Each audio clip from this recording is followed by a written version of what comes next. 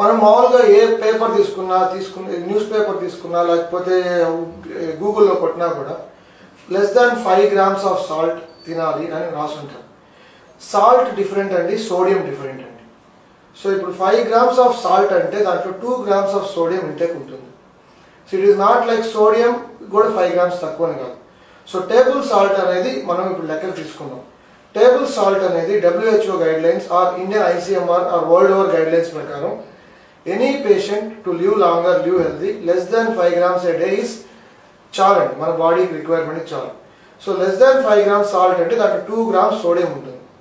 BP diagnose అయిన పేషెంట్స్కి మనం 1 gram ఆఫ్ సోడియం తగ్గించినా కూడా 3 నుంచి 5 millimeters బ్లడ్ ప్రెషర్ తగ్గొచ్చు. సో ఇది సాల్ట్. అందువల్ల ప్రతి ఒక్కరు ఉప్పు తగ్గించుకోండి, ఊరగాయలు తినొద్దు, లేకపోతే స్టోర్డ్ ఫుడ్స్ అంటే నూడిల్ ప్యాకెట్స్, చిప్స్ ప్యాకెట్స్, ఇప్పుడు మనకి సూపర్ మార్కెట్లో దొరికే ప్రతిదీ మీరు తీసుకొని ఇంగ్రీడియంట్స్లో చదివారంటే దాంట్లో సోడియం క్లోరైడ్ అని యాడ్ చేస్తుంటారు.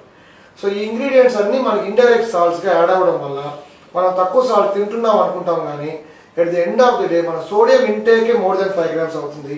దట్ మీన్స్ మన salt intake more than 10 grams, even 15 grams of salt కూడా తీసేసుకుంటాం. సో దీన్ని కట్ చేసుకోవడానికి మనం అన్నెసరీ సాల్ట్ని కుదిరినంత వరకు కట్ చేసుకోవడం హైపర్ టెన్షన్ పేషెంట్స్కి అయినా నార్మల్ వాళ్ళకైనా మంచిది.